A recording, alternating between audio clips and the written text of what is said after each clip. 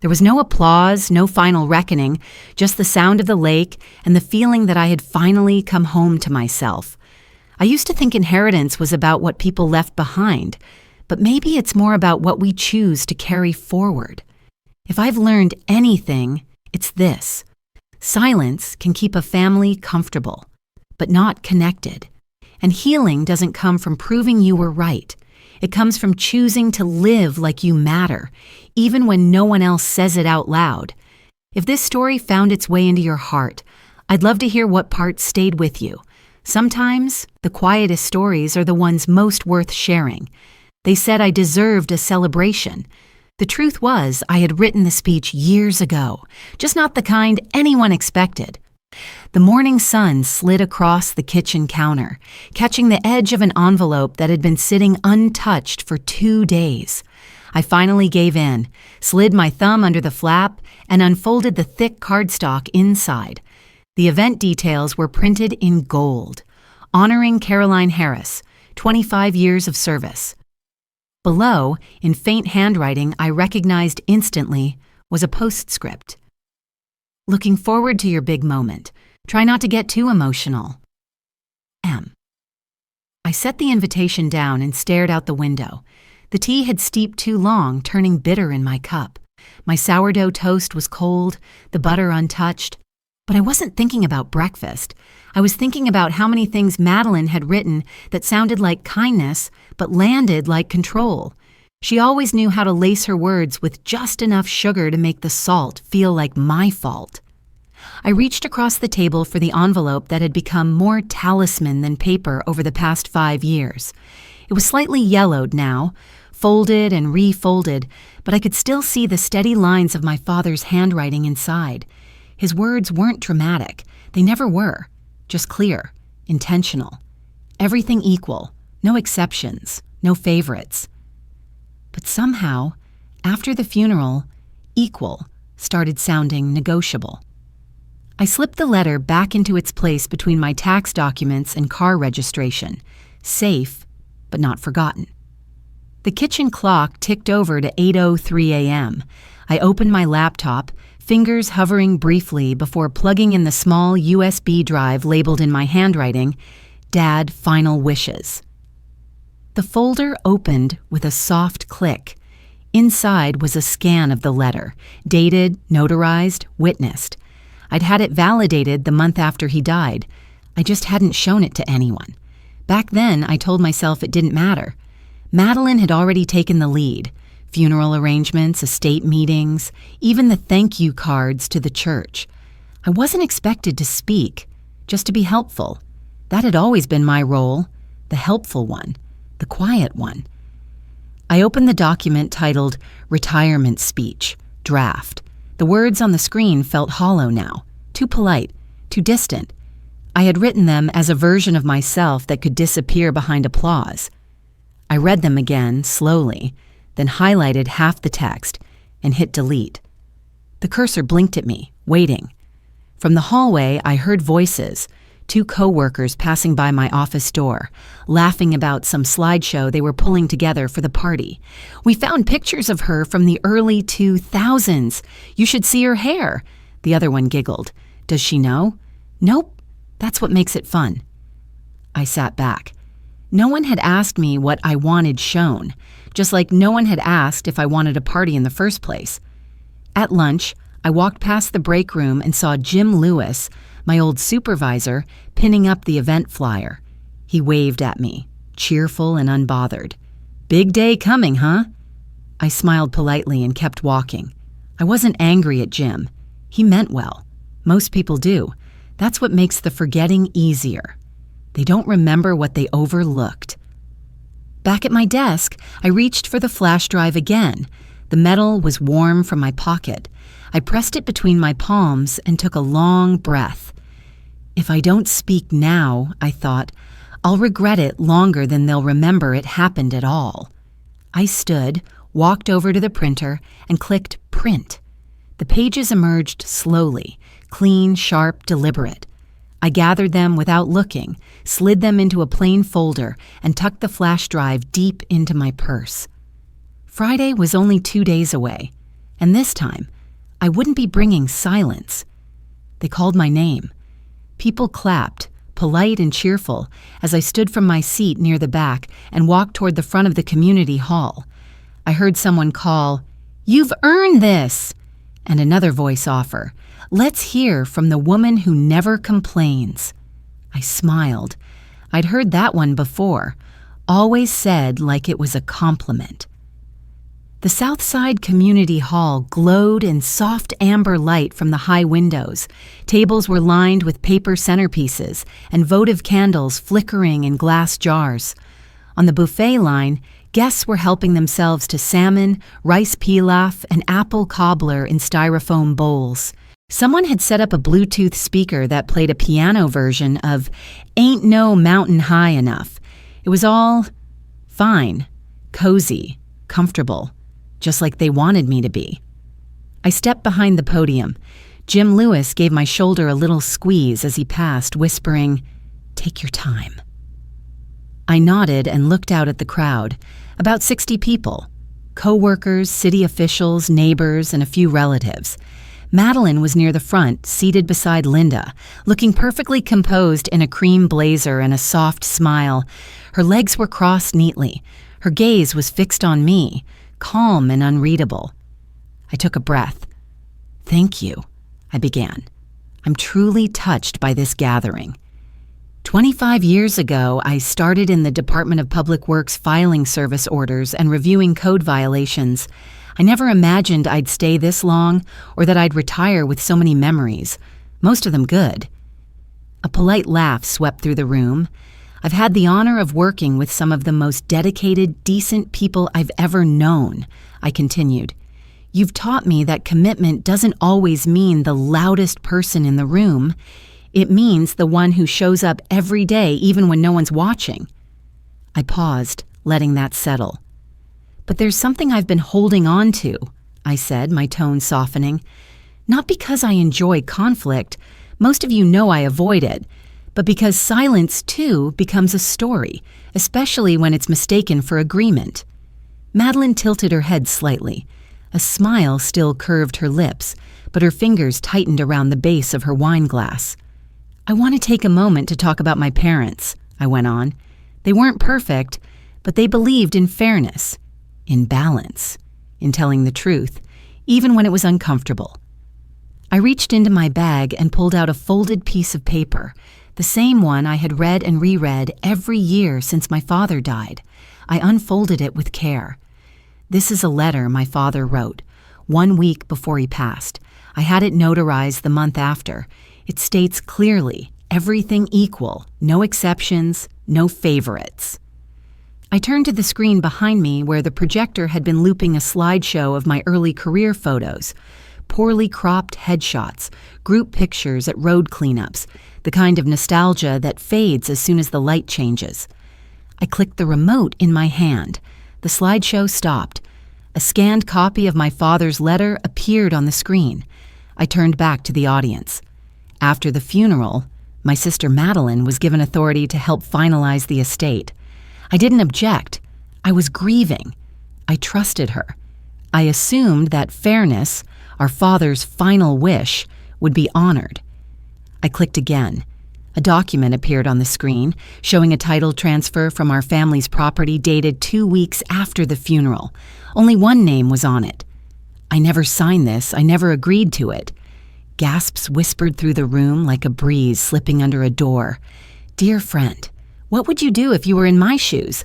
I bet you can't guess what's coming next. But before we go any further, drop a 5 in the comments if you're still with me, because what happens next might just leave you speechless." I confronted her quietly, hoping there was a mistake. I was told, "Don't make this ugly. No one will believe you." So I didn't make it ugly. I waited. I gathered facts. And now I'm sharing them, not to ruin a party, not to seek revenge, but because I believe silence has a cost, and I've already paid it. Jim looked stunned. A few guests exchanged confused glances. Linda leaned toward Madeline, who sat stiffly, lips pressed together. "I didn't do this to shame you, Madeline," I said, voice steady. I did it so I could stop apologizing for existing. Madeline stood. Her chair scraped sharply against the floor. She picked up her purse slowly, deliberately, and walked out. No one stopped her. I looked down at my notes, then back at the room. For a second, I thought I should apologize, soften the blow, explain myself again. But I didn't. I had already explained enough. I closed the folder. The silence hung in the air, thick and pulsing. No one clapped. No one objected. And then, from the very back, a single pair of hands began to clap, slow even, deliberate. The sound echoed in the space like footsteps in an empty church. I didn't look to see who it was. I just breathed. I thought that saying it out loud would lift something off of me, like finally telling the truth would crack open a window I didn't even know was shut. But instead, it echoed, quietly, all week. The day after the party, I woke early. I didn't know if it was habit or nerves, but I was up before the sun, standing by the kitchen sink with a mug of strong coffee, listening to the rain slide down the window. The cobbler from the reception was still in the fridge. No appetite. I kept checking my phone, not because I expected an apology, just something. But there was nothing from Madeline, not a call, not a message, just silence. The only ping that came through was from Linda, 2 lines. I hope you're okay. That was a lot. People are talking. People were always talking. I'd just never given them a reason to say my name. By Tuesday, the office was split. Grace came by my cubicle with a scone and said, "I don't know how you stood up there like that. I couldn't have done it." I nodded and thanked her, though I knew she wouldn't have had to. People like Grace don't usually need to prove they exist. Andy didn't say anything, just gave me a long look in the break room and refilled his thermos without a word. I took that as a kind of respect. Later that afternoon, my Aunt Lynn called and asked if she could stop by. She arrived with a grocery bag that held a single Tupperware of chili and an old photo album. We sat at my kitchen table while the rain picked up again outside. "I found these in the basement," she said, opening the album. "Your dad used to keep them in his office drawer." Inside were pictures I hadn't seen in years. Me in my Girl Scout sash, a photo from my high school graduation, another one where I was holding a science fair ribbon, grinning at the camera with wild bangs and a crooked smile. She flipped to a photo of me at 10, holding a fishing rod half my size. "That one," Aunt Lynn said, tapping the page, "was from the weekend you outcast your father." He pretended not to be impressed, but he told everyone at church the next morning. I smiled. Not because the memory was funny, but because it felt like someone had remembered me fully, without the footnote of Madeline. Before she left, she touched my shoulder gently and said, "He would have been proud, Carolyn. Not just for what you said, for how you stood there and said it." That night, I slept through the night for the first time in a month. The next morning, I opened the drawer where I kept the "What If" folder. Inside was a half-written legal complaint. Details, dates, possible claims. I drafted it 2 years ago when I first started connecting the paperwork, but I never filed. I never even printed it. I pulled it up again, read every line slowly. Then I hit delete. I wasn't here to win. I was here to stop losing myself. Later that day, I dug out a small memory box from the top of my closet. It smelled like cedar and dust and the kind of years that settle between pages. Inside were a few pins from old school clubs, a thank you card from a student I'd mentored years ago, and a faded postcard from my dad. It read, "Saw this at a gas station in Nevada. Thought of you. You always see the beauty in things most people miss." I placed the card gently on the windowsill. That afternoon, as I checked the mail, there was an envelope with no return address. The handwriting was unfamiliar, but the words inside weren't. You were right. I just wasn't ready to hear it. No signature. Just that. I read it 3 times, then tucked it behind the postcard from my dad. The next morning, I answered the phone on the second ring. "Hi," a warm voice said. "My name's Nicole. I coordinate guest speakers for the Civic Ethics series at the university. We were wondering, would you be interested in speaking next semester?" The topic would be ethics and family silence. Someone forwarded us your name. I didn't answer right away, but I didn't apologize either. Truth has a half-life. It keeps reacting long after the words are spoken, long after the room clears out and the cake is boxed up. It lingers in inboxes, in glances, in the quiet shift of someone crossing the street to avoid you. 2 weeks after the retirement party, I stopped trying to predict who would look me in the eye and who wouldn't. Some coworkers offered tight smiles in the hallway. Some said nothing but left baked goods on my desk without notes. And some, like Andy, treated me no differently at all, which, oddly, was the kindest gesture of all. I just poured my second cup of coffee when the first text from Madeline arrived. Just 4 words. "You ruined everything." I stared at the screen for a while, then put the phone face down. There was no follow-up. That same morning, my inbox lit up with a mix of subject lines. Bold move, respect. Did you mean to go that far? You've started something. One message simply read, "Careful." No name, no signature. At the office, Jim called me into his office. He wasn't angry, just cautious. The kind of careful men wear like a suit. "We're proud of your work, Caroline," he said. "But moving forward, let's make sure conversations stay professional. In case any clients bring up, you know." He trailed off. I nodded. There was no point in making him say it. That weekend, I stopped by the grocery store. I was halfway through the produce aisle when I saw Linda near the tomatoes. She looked up, startled for just a second, then smiled too brightly and turned away, pretending to examine a bag of baby carrots with unusual interest. I didn't chase the moment. We both knew what had just happened. That night, as I scrolled through my feed, I saw it. A long, elegant post from Madeline. Sometimes family dynamics are more complicated than people realize. Grief does strange things. Misunderstandings happen. But I believe in grace, and I know my father would too. Some wounds take time. There were photos attached. Her with our father, her at the funeral, her lighting a candle at the memorial, all carefully chosen, all filtered just right.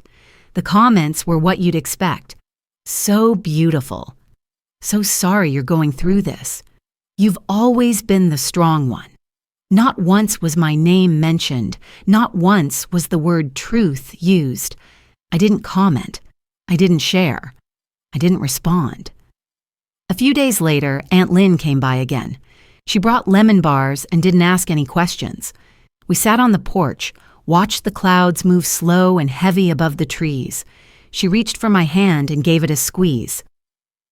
"Sometimes silence isn't peace," she said quietly.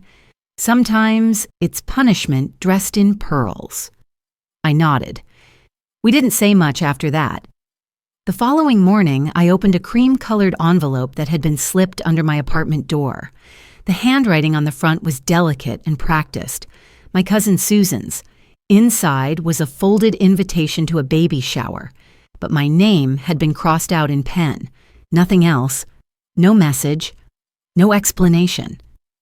I held it for a moment, then slid it into the drawer with the others. The unsent replies. The notes I never wrote. That night, I packed a small duffel and searched for one-way tickets. Somewhere quiet. Somewhere no one asked questions with smiling eyes. I booked a cabin in Idaho. 1 week, no plans, no agenda, just space. Some places don't ask you questions. They just let you breathe. The cabin sat low and quiet near the edge of a lake outside Coeur d'Alene. I arrived late in the afternoon after a silent flight and a rental car that smelled like stale gum and windshield fluid. The air was different there, sharper, but less intrusive, like it didn't care who I was. I unlocked the door and stepped inside. It was nothing fancy. Knotty pine walls, a wood stove, a kitchen with mismatched mugs, but it was warm. Honest. A place built for living, not impressing. I spent the first 3 days in near-complete silence. I cooked simple meals, eggs and toast, lentil soup, black coffee.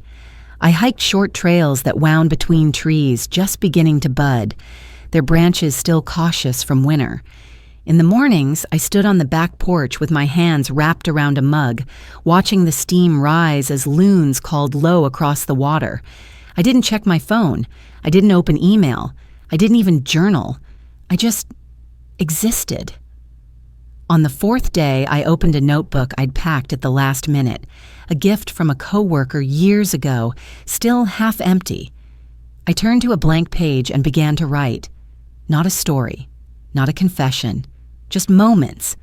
The time my father helped me build a birdhouse and let me use the power drill even though Madeline said I'd ruin it.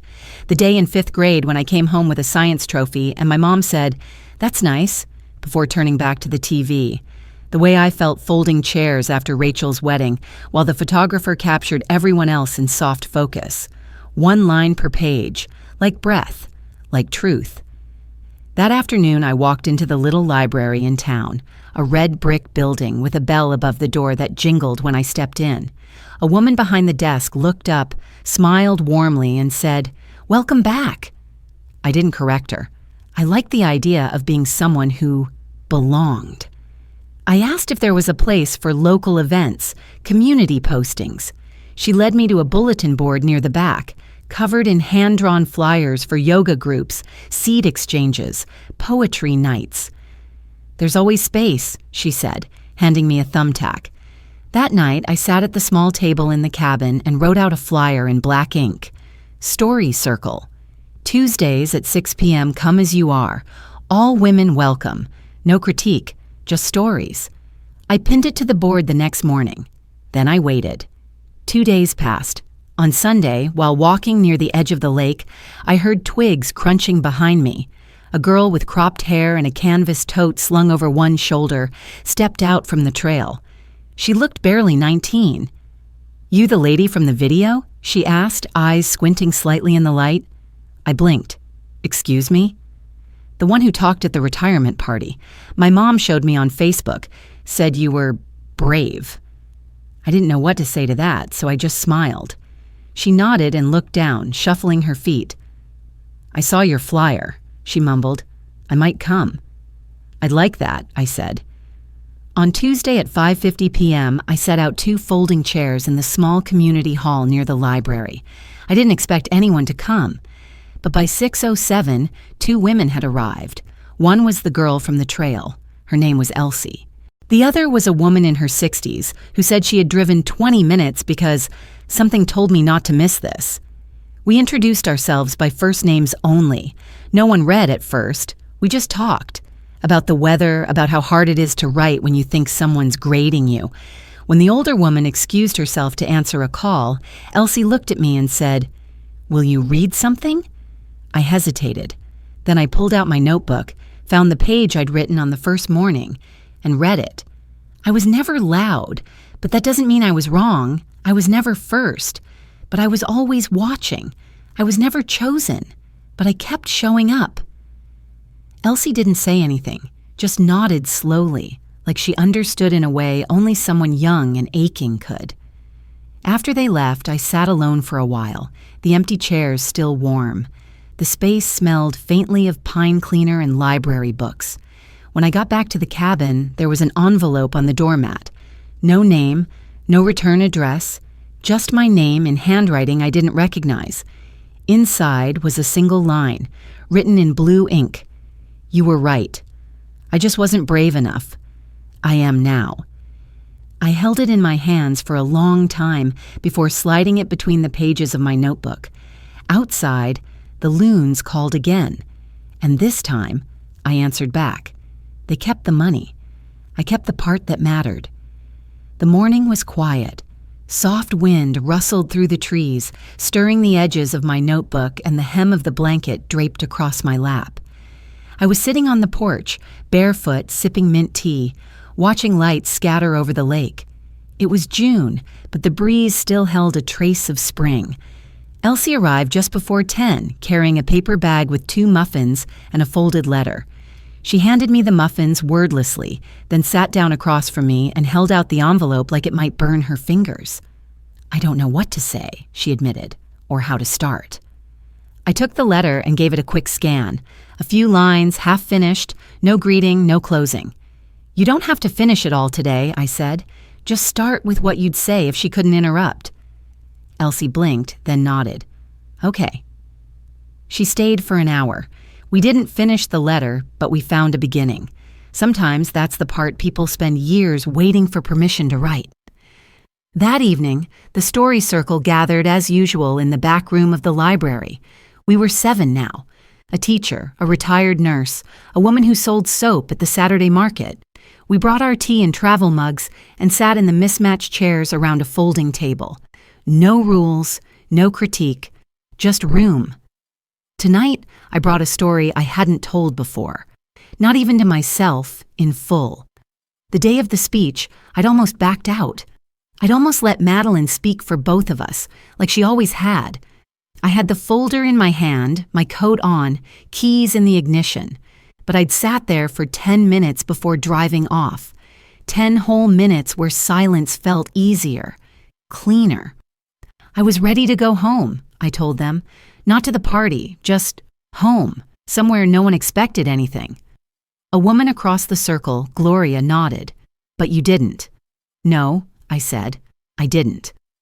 A few days later, I walked past a cafe downtown and noticed something taped to the front window. It was a newspaper clipping, our story circle. A small photo of us sitting in that back room, heads bent over notebooks, steam rising from paper cups. The headline read, "Quiet Spaces, the Power of Unedited Stories." The article quoted a few of the women, not me. I hadn't been interviewed, but it didn't matter. I recognized myself in the silences between their words. That night, back at the cabin, I pulled out a fresh sheet of paper and began a letter. Not to Madeline, not to the community, not even to my father. It was to myself, 5 years ago.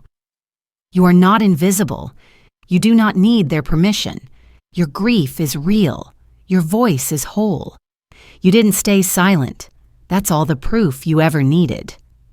I folded the letter and slid it between the pages of my journal, beside the anonymous note that had found me weeks earlier.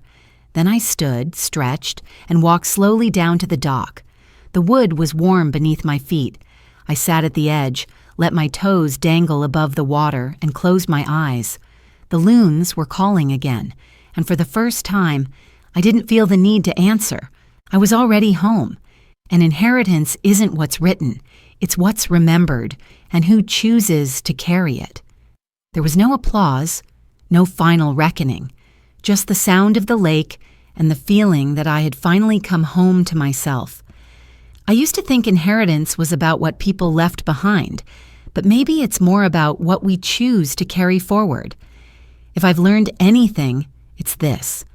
Silence can keep a family comfortable, but not connected. And healing doesn't come from proving you were right. It comes from choosing to live like you matter, even when no one else says it out loud. If this story found its way into your heart, I'd love to hear what part stayed with you. Sometimes the quietest stories are the ones most worth sharing.